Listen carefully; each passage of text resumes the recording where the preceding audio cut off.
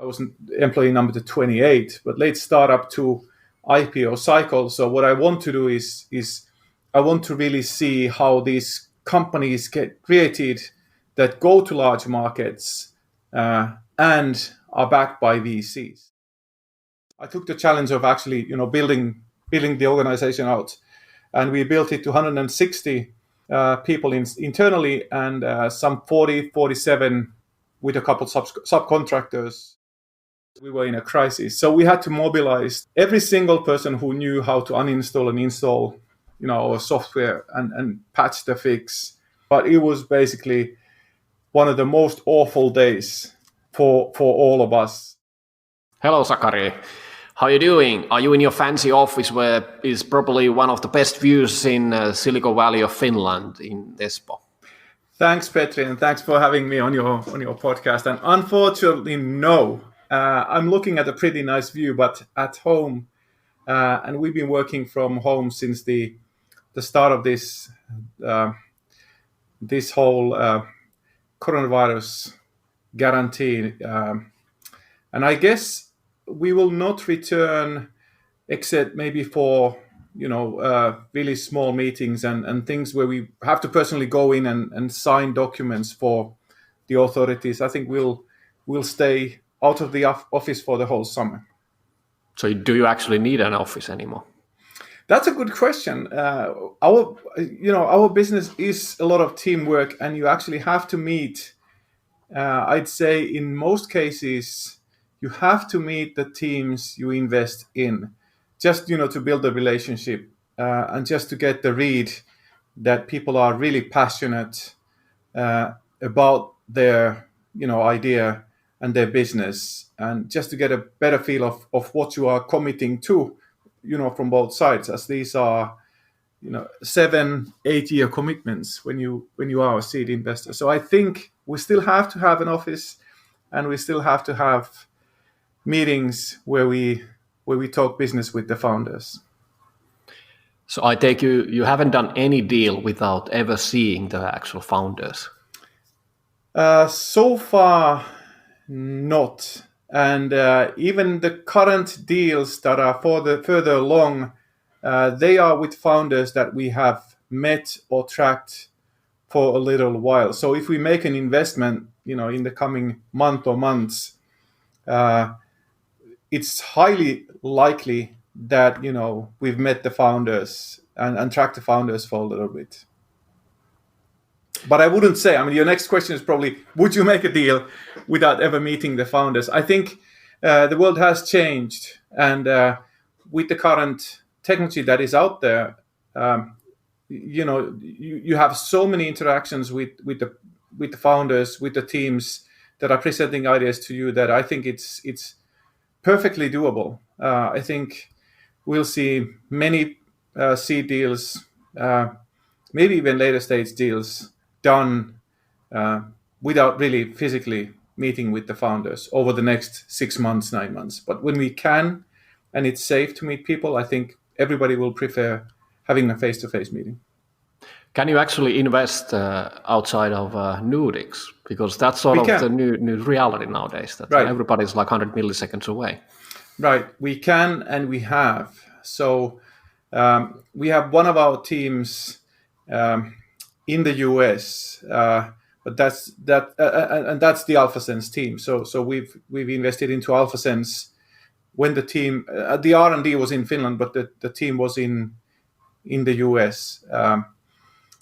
And we've done investments into UploadCare, Xolo, that are not, located in Finland. And we have some teams that are almost completely remote, like Hostaway and AppFollow, where only a small portion of the team works from an office or offices, and one of the offices happens to be in Finland. But yes, we can invest in teams that are not in the Nordics or not in Finland. We actually cover these days the Baltic countries and Finland pretty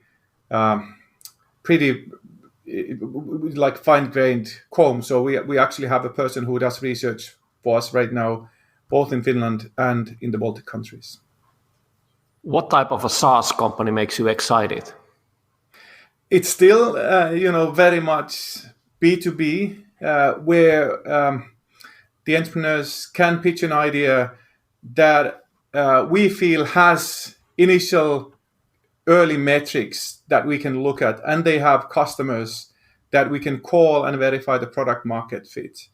And if the team is really passionate about the idea, their product, that gets us excited, meaning passionate about product-led growth, something that can be taken to the large European or US markets, that still gets us excited. We don't invest in all of these ideas, due to competitive situations or just differences in opinion. As you know, investors always have an opinion, and it's not always the same as what the founders have. So we still have to have conviction, and both sides have to come to terms that we want to take that journey together. But product-led growth, B2B SaaS companies that have initial metrics, we look at a lot of those companies. Vendep started as an accelerator Right. less than 10 years ago. What did you learn, and what's the difference from that time where you now?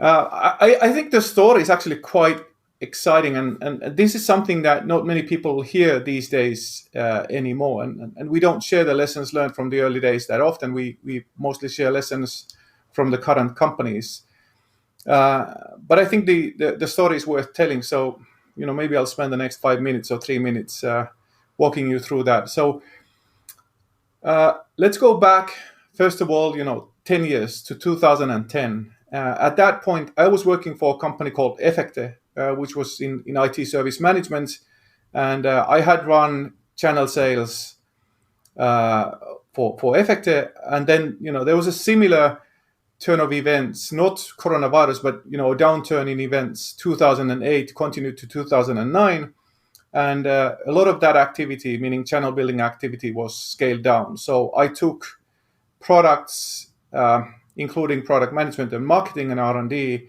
to run. So I was back at a place where I had been once before at Data Fellows, and I was looking for new opportunities. And I met Hannu Kytölä and Jupe Arala, who had put their companies together in 2010 to form an accelerator. And this was a perfect opportunity because they both wanted the same thing as I. I wanted to return to venture capital, where I had been prior to Efecte. And we decided in 2011, so it took us, we started talking, I think March. So end of 2010, I had decided to leave Efecte, set up my own company, which failed in 3 months actually, and then met Hannu and Jupe in March, and we had a many chats over the 2.5 month period that then led me to join them. And like I said, Jupe and Hannu had already put their companies together, formed an accelerator, and the accelerator idea was that we'll take in a company, not companies, one company at a time, and we'll build the software product for that company, be it the founder and the people he recruits, or be it a company that doesn't have anybody. It could be an idea created by us or one of our friends, and we would just form these companies. And we did, or Hannu and Jupe had done maybe 20 of these companies already, and we continued to do maybe 10, 15 more. So we had 35 companies in Finland and 3 or 4 in the US that we set up an R&D team for, and then started building the product, and the entrepreneur then took it to market. And this model had a significant flaw in our opinion. So the flaw was that when the product was ready, it could be that the entrepreneur no longer really had a passion for that product. It was really hard to measure the commitment to an idea when you don't really have to. So we paid for the R&D, and that was our investment. When you don't really have your, hands in product development, you don't have to take the risk of actually, living with almost no money or raising money before the product is there. So our model in that sense was almost too good. The entrepreneur could second guess, and many times second guessed his idea. Some of the entrepreneurs obviously, pivoted, gave good product feedback, but a lot of them, came up with another idea and then continued their ways. So we decided very quickly. In 2013, we had already a fund, but we decided late 2011 that what we want to do is really just build a pure venture capital company in Finland. And that's what we then did. So Hannu had launched the Vendep brand 2002 with his own angel investment. So it was a well-known name. And we had a really great team at that time. It was Juppe Arala, Hannu Kytölä, myself, and Juha Litola, an extremely talented software architect, CTO. And we formed the team of the first fund, which was called Vendep Startup Fund, 5 million, raised from private individuals, and then Tekes Pääomasijoitus by the end of 2013. And AlphaSense was actually the first investment. We made that fund, and we continued to make another 9 investments, of which one has already been sold. And besides AlphaSense, we have Leadfeeder and Geosk from that portfolio that have grown extremely nicely and raised follow-on funds and will provide great returns for the fund. You mentioned you've been in the VC before as well, East Coast, in Central Europe, and now in Finland. Right. How did you end up in the East Coast, and what happened between those? So my career was, from early on, it was really focused on software product companies. I studied in Aalto computer science, and my major was software systems, and then my minor was international business or marketing strategy, things like this. And I was always interested in software products. Microsoft was the company that I, if not idolized, I thought that it's the best company in the world, and they have the best strategy. Maybe not the best products, but they have the best strategy in shrink wrap software products and the OEM model that they had for a long time before the Office suite. So what I wanted is to go to a similar company, and I ended up working for Efecte these days, but Data Fellows. Risto Silsmo hired me 1995, and I worked at Efecte till 2001. And at that point, I decided that now I've been part of the startup or late startup. I was employee number 28, but late startup to IPO cycle. So what I want to do is I want to really see how these companies get created that go to large markets and are backed by VCs. I thought that would be a superior model for a small country to bootstrapping, as our home market is so small. So really wanted to get to the VC business, did an MBA, and used that year to really contact every single VC in Europe. And that year was 2002. Tough times. Yeah, not many people know. All the VCs know who are from that time, and there aren't that many. They know how tough year it was. And I still remember 2003. I started early 2003 at TVM Capital. We still saw the first maybe 6-7 months. We still saw companies from that time that had been able to survive somehow. And we didn't have a lot of co-investors at that time. We had a 128 million euro fund, and we invested half into basically hardware or systems, hardware-based high tech, and the other half into software. And I was an associate, a resident enterprise software expert for the investment team in Munich first 2.5 years, and then 2 years in Boston, and really loved that time. And worked on mostly on A and B rounds, less B rounds, but mostly A rounds. And that was my jump really into VC. And I still remember the recruiting process. These days we've hired associates. We have a great guy called Timo Felin in our team, But the list of applicants is long, and it's tough to get into the industry because you have such a short time window. Before funds are raised, usually you recruit partners, and after funds are raised or during funds are being raised, you recruit associates. And I was told later that there were two candidates, a German into a German fund and a Finn into a German fund, and the Finn was then selected. But I think we had probably 100. I heard a number that was close to 100 applicants. So I really lucked out. I had another position. It was more of a partner type position in a smaller fund. But luckily, I didn't get to go there because I think I learned so much at TVM Capital. It was a large firm with life science. These days, doing private equity. Had the chance to really travel in Europe, all over Germany, in Boston, New York, and really see what the VC business is like. And that really sparked me to then do whatever I can when I return to Finland to get our kids into this school system, to really, start my own VC fund with a couple of friends. That was what it ended up being, but really to do everything to get back into the business. But so the order was Germany, Munich first, and then Boston. But you didn't actually go then to one would imagine that you would then just move on to to the west and go to the Silicon Valley and really, get into the epicenter of things. Right. Our thought process was such that when we left Finland in 2002, it was really a decision. We had two sons at that point, so it was really a decision to take a bit of a break from work.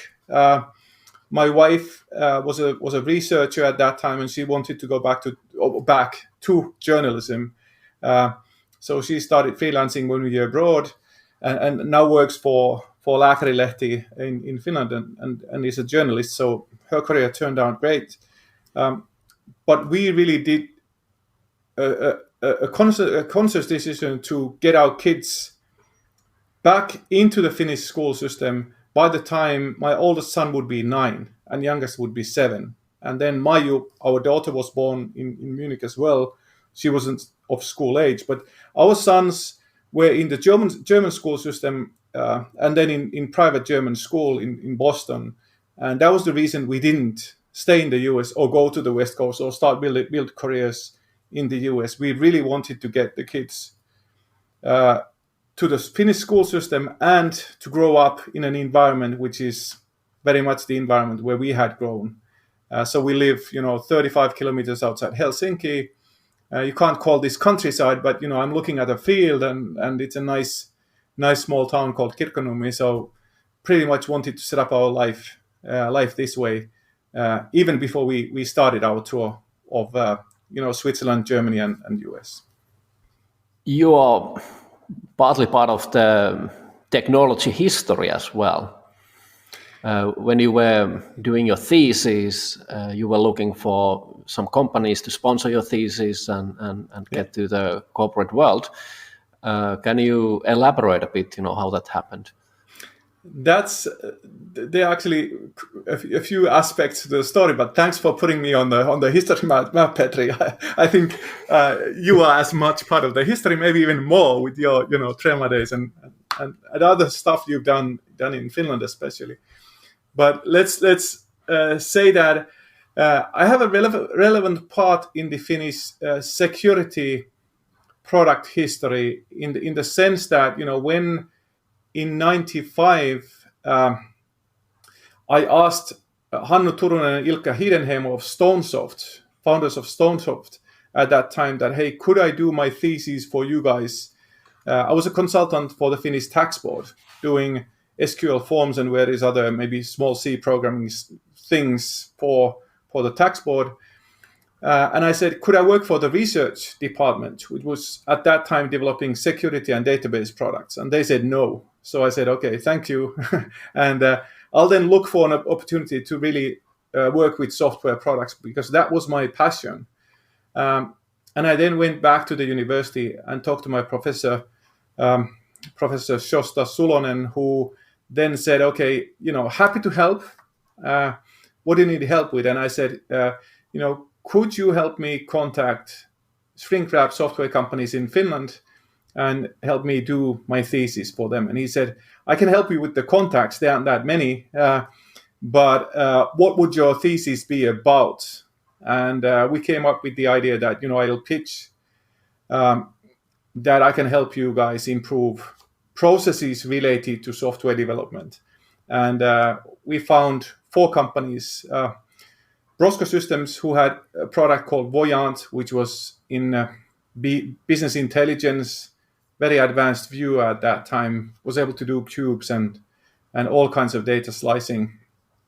And I pitched to them that I could help in I forget what the stuff exactly was, but organizing their product team in a more for growth in a more structured way. I had some background, I had read books. I hadn't really worked for anybody but Stonesoft, and I pitched to the Mika Sorvettula, to the CEO and founder, that this project would cost 50,000 Finnmarks, which is, let's say, 9,500 euro, right? So, and Shosta had told me that, you have to raise 50,000 Finnmarks for this project to work. We can get the rest of the money then through the school.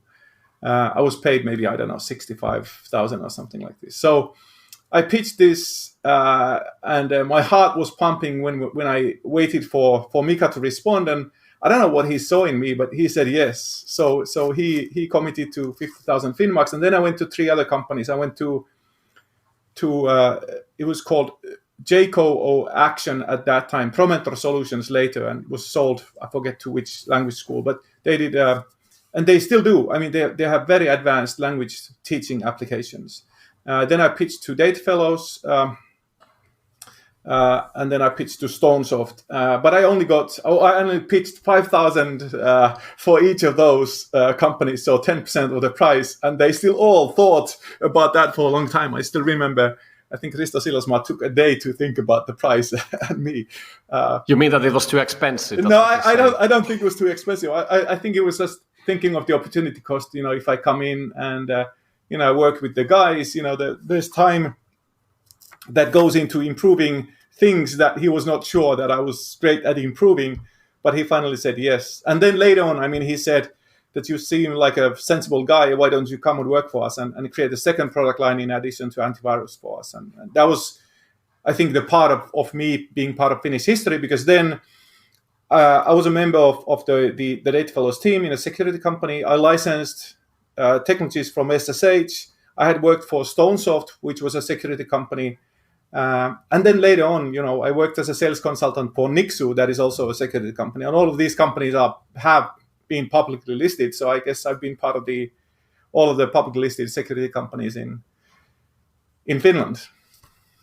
But I think my part in history, and you might refer to what Finns know, the fights between SSH and Data Fellows. Yes, that contract was the one that I helped Risto and Tatu Iloinen broker.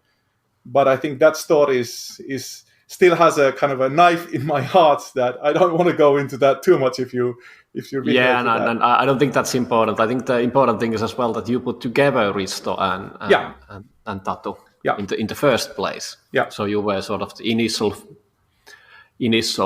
person to put these 2 listed and greatly and widely known companies founders together.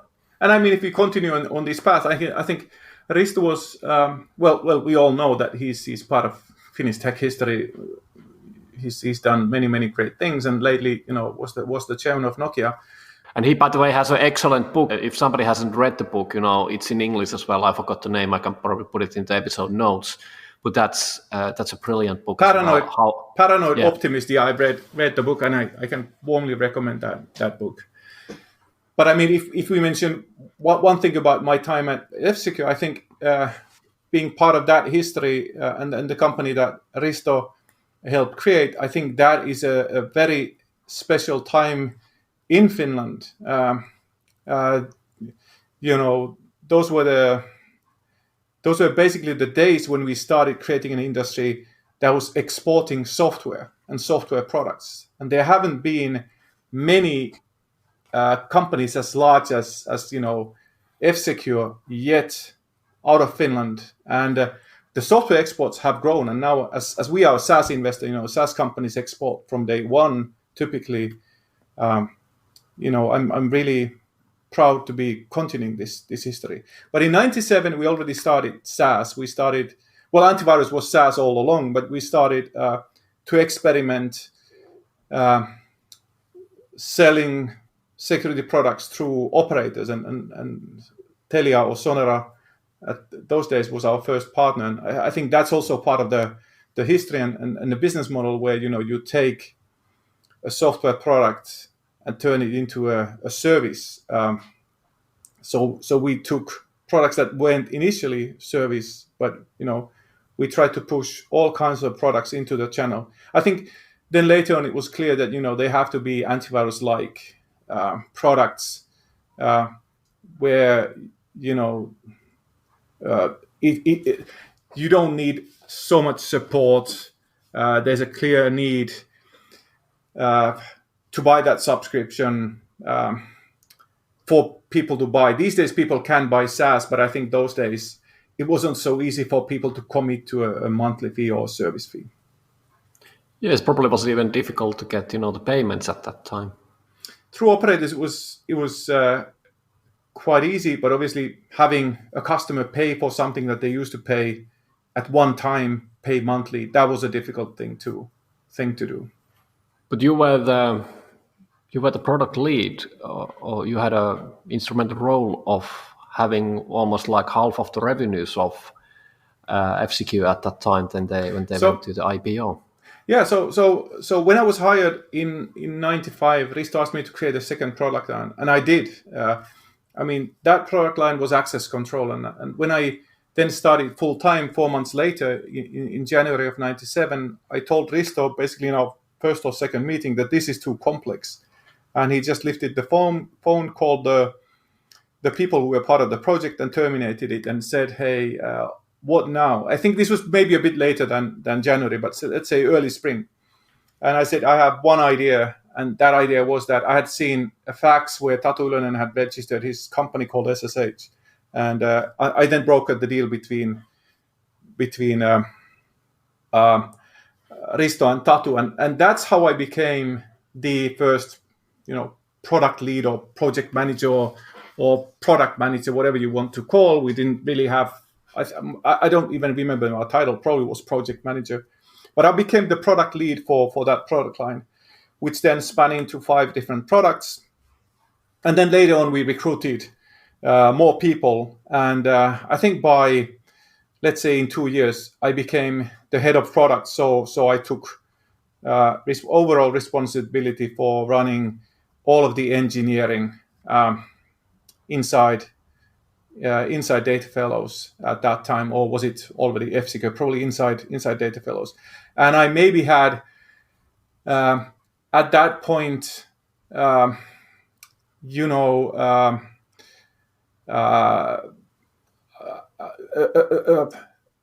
had to choose whether I wanted to be a product manager or lead people and processes. And I took the challenge of actually, building the organization out. And we built it to 160 people internally, and some 47 with a couple subcontractors. And that was my run at F-Secure. So I was responsible for don't remember the numbers exactly, but maybe 3.5 million of cost every quarter, and then the product lines that I helped create from the SSH product, they grew to something like 45% of our revenue before the IPO. So I still remember that. I think SSH was 12 million, and I think all the other products were maybe 4 million. I don't remember the prospectus anymore exactly, but it was about 45% of our revenue at the time of our IPO. So that was a quite successful addition to the product line at that time. Obviously, they've changed. The products are no longer there. They were sold to Pointsec in Sweden, and then later on, Checkpoint bought Pointsec for a very good price. That was actually the same value that F-Secure was at that day. So PointSec made a really, really good exit with those products and their own products. Was Mikko Hyppönen already working for Data Fellows when you joined? Yeah, Mikko. So with my thesis project, Mikko was running, I think it was called support back then. Mikko ran many things, but support, and met him at that time. And Mikko's team, the research team, was part of products for many years. So I worked with Mikko from, I'd say, 95 or even earlier because of my thesis, but from 95 to 2001. And he's a great guy. He's an amazing person. Just recently, Mikko tweeted that he was, I think he recently joined Data Fellows, and he was supposed to present something, and his presentation was, I guess, his home computer. He needed to get from the meeting. He was supposed to be the presenter and say that, sort of, guys, I cannot do this. And then another thing was that he didn't actually have a car at the time, so he borrowed his boss's car. And if that was not, hard enough or sort of embarrassing enough, what happened later was he actually crashed the car. So, imagine you're the guy who was supposed to present to the meeting, then, no, cannot happen. I need your car. And then, whoopsie. Well, now the good news is I have the presentation, but the bad news is your car is wrecked. And the car was actually Risto Siilasma's. Yeah. Do you have, I guess that was before your time, probably. Do you have any stories, during your career where you were sort of maybe not laughing at the time? There's one. I'll tell you two, because these I think just give you an idea of what working for Data Fellows was. I think so no one was. We were encouraged to make mistakes and learn from mistakes, and I think here, the only mistake was, to crash the car, but it was the right thing to do to get the presentation. And Risto Siilasmaa rewarded people for doing the right thing. So two stories, I think, from the F-Secure times. One is that I came a bit late. Let's say, I don't know. It wasn't a Monday morning, I know, because it was during the week. But let's say Tuesday or Wednesday. So I'm coming in late and get to the door. And there's immediately a person saying that, hey, Sakari, people wait for you downstairs. And I was like, what's going on? So I go to downstairs, and there's people I've never seen, which later on became clear that were communications persons and legal persons. So what we had done is we were experimenting the previous month with a new antivirus update technology from Israel, which was really, really clever, sending small deltas. And we had made a mistake. So we always tested things internally first at that time. I'm sure this is done much better in these days, and we improved this greatly, but this just shows how early it was in the software time. So we tested it, of course, in the lab, did some regression testing, tested it ourselves. And then there were initial customers that we sent the product out, maybe 200 of them. I don't know how wise this is, but that's how we did it. And those two customers, all of them, were shut down because of this mistake. And we were in a crisis. So we had to mobilize every single person who knew how to uninstall and install, our software and patch the fix. We had to mobilize those and go to customers, and we did this within a few days, but it was basically one of the most awful days for all of us, and we thought it would be a much bigger crisis. I think we ended up in the news, not TV news, but in the news with this. And then the second time wasn't as drastic, but it was basically something that typically happens in product organizations. So you're in a rush to release something new. And in this case, it was a VPN product. And we wanted to support all of our customers, so even older technologies. And there was a version of Windows 95 that we needed to support. There was a driver technology that was really ancient, and not many people knew how to do it. we didn't have people inside, so I offered to speed this thing up to purchase this from outside from a small Finnish startup, and made the contract. And they were very adamant about having a spec to which they want to confirm. And I learned that this is the biggest mistake you can do: program against specs. I think what you always have to do is you have to actually verify it in the real world. So we gave them a spec, and they sent us a product that confirmed to this spec. And it turned out so that, when you have other products installed on a computer, the spec is not, it's a Windows spec, but it's not what happens in real life. And the driver did not install, and it could not be used. It was hooking into the wrong places. So I called the guys and I said, hey, we've made the payment. It would probably take you another week. We can pay for that to fix this. And they said, sorry, no, we are raising funds. We have to concentrate now on our own product. We will not make that fix. And I said, I can't believe this, we are in real trouble. We have to release our product and we would pay for this. Is a week or 2 weeks going to make a difference? And they had only developed this product for like 4 weeks, but full time. They did nothing else because it was so critical to us. And I told Risto this same story, and he said, I can't believe this. Let's drive there. And we drove we drove a bit of a like racing, I think, obeying speed limits, but trying to see who was there faster. And when we got in, Risto sat down, the guys told him the story. He said he can't believe this. And the guy said, well, we are not going to develop any more code for you guys. And that was it. So we were just we were amazed at that point. And then Risto again said to me, what do you plan to do? And I said, well, don't have an idea this time, but we'll figure it out.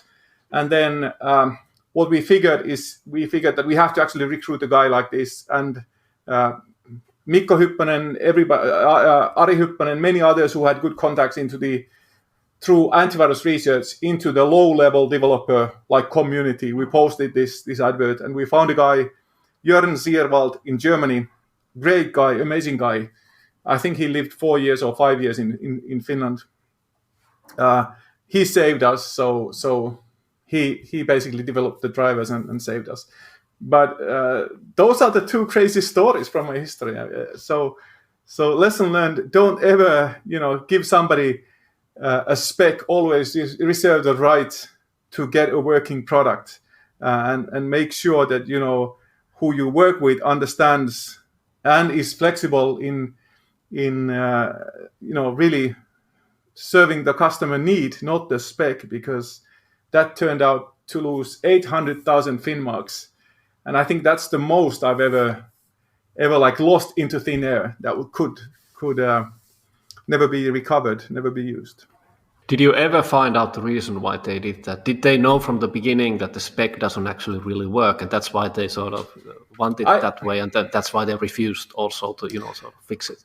So I've run into similar people after that, and I think it's you can test that a little bit. So you can test. I think they had integrity in their own opinion. I think they had very high integrity. But I think during the development, they must have realized that this is not going to work, because they did have to install the product, and they did have to install it into a real world system. And I think maybe their integrity wasn't very high. They didn't let us know. They just finished the product against the spec, and that I don't like that. They could have told us that this is never going to work. Of course, they didn't then get the money that they needed to raise funds and develop their own product. So I suspect that they sincerely initially took the project and trusted that we have done our work like we had. But the test harness or the spec flew out of the window, I think, the first or second time they did installations, and they should have let us know, because we had no way of knowing early on, right? Because we didn't have the capability, we didn't have the early products. and it was such a rapid development and a small project, only 1 month. We did not really take care of talking to them every week or even every day.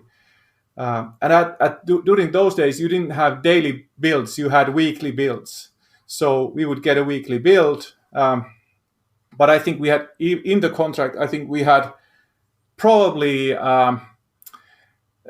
said that for the first 2 weeks or 3 weeks, you don't have to send us a build, because they had to do so much. Development was so different at that time. You've been pretty much all your adult career in products in one way or another, or at least interested of those. What can you say? What have you learned? What kind of wisdom you can pass to the guys who are building something or consider doing something? So I think early on it's very, if you have a passion for something like I had for software products, I think it's key to change your career so that you get a chance to do what you thought you would be kind of built for, you would be passionate about. If you don't do that, you start doubting yourself, that should I have changed? And then there are many things that change. You get you have maybe kids, or you have somebody to take care of, or you have I don't know, a mortgage, and you need to stay in your job. So as life goes on, you start building things that make it harder to do these things. So as the younger you are, or the younger I was, I thought I did many things based on what I had wanted to do, and I was really hard ass about these, like leaving Stonesoft and not taking a no for an answer. I think these times, one thing I would do differently would be that I would set up the company that I set up 2010. I would set up a company earlier on. Why? Even though you don't have maybe all the knowledge, I think the chances of success are not higher or lower. I think it's so much about the team you build, the idea you have, the timing, the opportunity. Then it's not the experience you gather. I mean, it can maybe increase your chance of success a bit at certain times, but I would encourage people to do and try things they are passionate about or that have a high risk at a younger age. So that's maybe the first part. And then advice about just, generally, I think, generally, I would like to advise people who are looking into getting into the VC industry to really think about, what you can bring to a firm. Or I mean, some people can set up their own firm, and that's fine. Or can, start small, like we did with a 5 million euro fund, and create a track. You still have to find the 5 million euros. It's not easy, but maybe you can start with 1 million. But I would encourage people to do two things. Think about what you can bring to this industry, and find a firm that would take you on into a salaried position, because I think that will give you the status that you are actually a member who is expected to contribute. And if you are doing a job where you are great, say, like I went into TVM being an enterprise software expert, what I contributed was all of those things that I had learned through the F-Secure IPO. Not all people have a lucky career like that, but every one of us has some lessons learned and some relevant industry that we can contribute to a VC. There are so many VCs, so many firms, so many specific areas that we can contribute to. So I would try to get a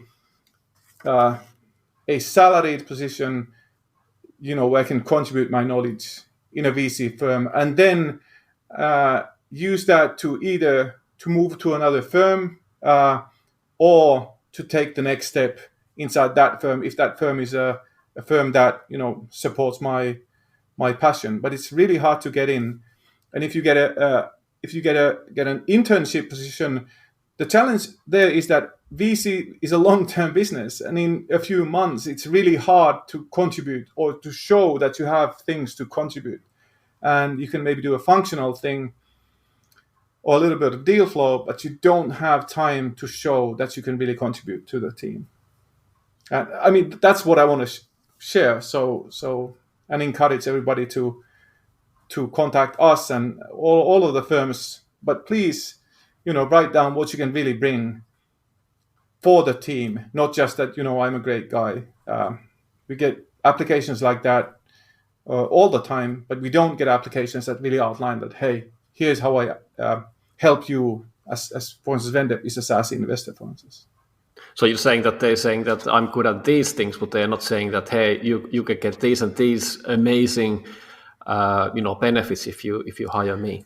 So we hired artists into our team early this year, and we always have we call it a student position, but we have a salaried position for a student. Artist is not. Artist is actually somebody who has a great educational background and is already a pro in a sense, but he was looking, because he traveled to a foreign country, he was looking for a position that he could take on in between jobs or maybe for a future career. So Artis has done a lot of research for us in the SaaS space, and he was able to pitch himself through the things and people and companies he had met at TechChill as a perfect candidate, and he did a great job. So, and he's had that impact on us. He's been even more impactful than what we thought. So we really like these types of applicants. We just don't have. We have only one student or this, like a part-time position open, and we are not hiring anybody if that person wants to continue with us. But that's the way to get into our firm, and I think to many other VC firms. Show your impact. Okay, this is what I could do, and ask for a salary position, not an internship for a month or 2 months, because then you might not have time to show how valuable you are. How would you advise someone who has a startup doing SaaS to choose which way to go? Bootstrap, angels, or really consider taking VC in, and how to pick the right company? SaaS is great because I think you can exactly, plan your path the way you want. So if you are a person who wants to take on the world for sure, I mean, and you see this as a project, you don't have to do this, after, let's say you are on your drawing board. At that point, you have to consider, is the world going to wait? So, and what is my world? And now I'm kind of referring to the market. If it's a niche, so if your world is large, I think still these days, the best choice is to raise VC funds, meaning that raise some angel funds and clearly get onto the path of raising seed, Series A, Series B, and so on, and plan your company that way. The choices you make doing it this way are choices where you try to go after the largest market. You do a lot more strategy work. You focus a lot more on metrics. So if you are that type of a person who is capable and willing to do all of this, by any means, plan a VC-backed business. But if you are not, meaning that you are not sure yet what you do, you are happy with a good standard of living and more kind of the entrepreneurial company that serves a local business and your family, then bootstrapping, maybe raising some angel money. But at that point where you have not made this decision to create a project that raises funds, I think your best choice is to, recruit good people, advisors, and first make up your own mind, because there's no, it's your company. If you want to 100% of it, or 60% of it, or 51% to control it till the end, then build that kind of a company. But don't then enter the VC path before you have decided that this is a project and I'm willing to raise funds, recruit other people, even at some point changing my job from, say, CEO to the chief product person or marketing person or another role, because what VCs need to do is create companies that have a chance of returning their fund. And that means that you have to raise further funding rounds, and you have to try to grow to be as big as you can, and ultimately you have to have a liquidity event within the lifespan of a typical VC fund, which is 10 years, or if you're into the investment period, maybe 7-8 years. Now we're talking about seed investment. So I would advise first to figure out what you want to do. If you're not sure, then don't raise VC funds. You see a lot of deals, you do a lot of deals, you structure deals. What are the things to be concerned about, and what can go wrong from the founder's perspective? These days, I tend to talk about two things. I think the number one thing that we test is this commitment that I said. We test that the founders are on the same path, that they are planning to raise that next funding round, and they understand that VCs need a return. So what we do is during those discussions, we both set a plan, call it the business plan or a part of a business plan, but we set a plan that, hey, these are the improvements that we want to make to create value over the next 12, 18 months. And typically they are two categories, so personnel and product related. Sometimes, you have to grow the market, so you have to really make larger changes in order to, for instance, if you have to enter the US market to really be in $1 billion market, then that could be even a larger change than just personnel. It could mean that founders have to move or things like this. But let's say we say that, okay, over the next 12 months, these are the gaps in team, let's hire. These are the gaps in product, or that we lack a second product or modules to upsell so that we can ramp up our ARR. So let's do all of these things. And with those things that we've decided, these are the metrics, or this is the goal where we want to be, and this is the amount of money we likely want to raise to then do the next leap. So we set a vision where there's a short-term, 12, 18-month goal, metrics, team, that's where you want to be, and then a bigger goal, but not that long-term, maybe 2-3 years out, where you want to be after the Series A raise. So we all look at the market and look at the company the same way. Short-term, these are the things we execute on. These are the issues we solve. And long-term, this is the vision we are now looking at. These are the scenarios that we estimate that we'll plan out, and we'll keep tabs to change them when competitors release products or markets change. But that's roughly how we do it. You are a product person. Yeah. You've seen so many products. You've been building so many products. What have you learned? So, and I'm really passionate about the product. I think these days I'm trying to read as much as I can about product-led growth and still learn about product. It seems that you always have something to learn, but I can for sure tell a couple lessons. First off, the bat is that best product doesn't always win. And I would say that the definition of best product can't come from if you are the competitor to the category leader. You can't say that you have the best product, because the customers have already elected to use the product that the category leader has. So what you can do, if you want to be the better product, you can differentiate yourself and get those customers that feel that your product is a better fit for them to jump from that market leader or category leader to your product. So what I've learned is that best product is really difficult to define, but it is relatively easy to figure out how to differentiate yourself on the market from the other products, and then price and set the product to the market differently. What our companies do today, and how you differentiate with product the easiest is to typically just the sales process. So if you have a competitor that sells their product for 100K, why don't you start selling your product at 30K, self onboarding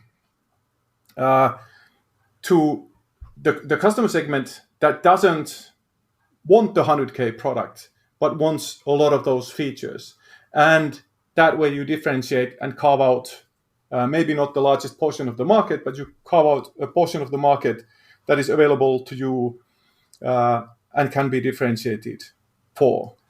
And there are many other things. The second thing that I've learned is that pricing. So first one was best product doesn't always win, and the second is that pricing is really an atomic bomb. So once you touch pricing, it's really hard to go back. So if you increase prices, do it to a small group or test it out for a few weeks, but don't commit to things before testing out. And certainly, when you give discounts, control the discounts and don't, lower the whole product and make it too good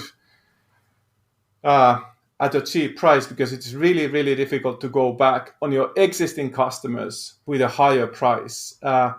And that's how you can destroy a lot of value by lowering or increasing the price for too long a period or too many of your existing customers. So those lessons, I think, anybody can believe instantly, and product organizations typically run into. Then finally, it's so if we look at marketing, this is a more difficult thing to explain, but generally I would say that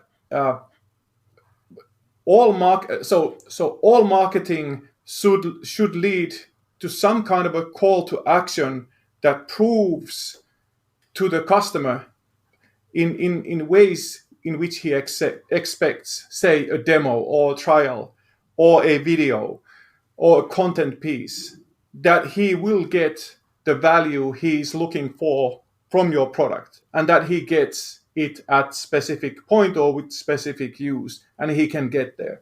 And I think this, to me, in marketing is key. All of the other marketing, to me, is soft brand type marketing that does not lead to easily measurable revenue or conversion metrics. I like marketing that is hardcore, calls to action, get to this demo, take this free trial, and drives the customer to a point where the value is clear and sales can convert them, or the product itself converts the customer to a paying user or paying customer.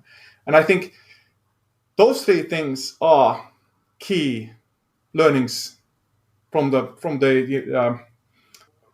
product teams to me still these days. And I think lately what I've been digging into more and more, and we have a webinar coming up in August about this, is pricing, because setting right pricing is so difficult, but there are good tools to do this. And I think I'll be talking with one of our company chief product officers about this in that webinar. But pricing and monetization, to me, over the past 9-10 months has been really eye-opening. And there, Patrick from Profitwell has really been the guy who's produced content and explained it so that it doesn't feel soft. It's facts, fact-based, and it's really key to your success. Where is the SaaS market going? We just entered to the 2020 with the bang. Right. So what's going to happen in the next 10 years? What we can expect in the next 5-10 years? That's an excellent question. I think okay. What I'll just tell you what we are kind of betting on. We are betting on that countries like Finland, Estonia, Lithuania, and Latvia, which have engineering heavy, education heavy cultures, and people are really proud about their work. They rather don't go to sleep if the customer is not happy, but make the product right, or get the right answers to the customer. Just make sure that people are satisfied. I think countries like these will create great SaaS product to the international markets. I think SaaS will be a great equalizer in the software world. So US companies will still dominate and will acquire a lot of companies, but I think they will acquire a lot more companies from Europe than they have before because of SaaS. And that is because the products are already, international from day one. Most of them are in the English language. Most of them sell to US customers. And that they are built with great engineering teams. I think SaaS will create great benefits to the European countries. And I think we've seen this. Axel does reporting on SaaS companies every year, and I think you can already see it in the reports. What else? I think there will be a whole new class of product guys. And I think I wish if I was younger myself, I was building a product organization again. It would be my dream to have, all of the analytics, all of the onboarding people, all of the things that a multi-tenant single product can give to a product organization in terms of analytics and visibility to the customer, and the way you can react to the market needs. I think SaaS is just going to change the way also other companies are built. So I think lessons from all the metrics, all these things will go into other industries and will benefit them greatly. So are you saying that SaaS is gonna eat the world? Software and SaaS are going to eat the world. Yeah, absolutely. I think this is the way service businesses should be run. I think we just have a great product because you don't have to deliver anything. So software is very different. It's harder to take this into other industries. But I think I already saw a recruiter sell their service as SaaS. It doesn't make me laugh. It actually makes me think, that if they will be a winner, if that's the way you now give a happiness guarantee, you charge your success fee over several months and not in one go, that's a great service. So that's somebody who's committed to providing me the best person to my VP sales or VP marketing position. So I think SaaS will go into other industries. What is your favorite word? Oh, it's sauna. I go to sauna every single day. What is your least favorite word? Coronavirus, for sure. What turns you on creatively, spiritually, or emotionally? Mostly creatively these days, but I think I've watched more YouTube during the coronavirus time than ever before. As we stay home during the evenings. I get many creative ideas from YouTube. So what have you created? Have you created some, crazy stuff, and now you're starting your own YouTube show? I'm not as skilled as some of the guys. So there's a channel called Stuff Made Here. I spent last weekend watching all the videos, and I was amazed by the basketball backboard that just makes every shot go in.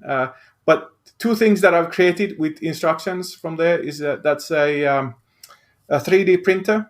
I bought a kit, but still built all the leveling equipment and everything, all the electronics as it was explained in YouTube, and it worked great. And then I've built a set of stairs in our garden based on a YouTube video. They turned out a bit heavy, but the design is great. So YouTube is just amazing. What turns you off? Today, politics for sure. It just really turns me off. I mean, really, I have become even more apolitical than ever before. But I don't know what to do. That's just turns me off. What is your favorite curse word? I don't curse a lot. I had that kind of an upbringing, but if I do, I seem to say hitto or damn. That's it.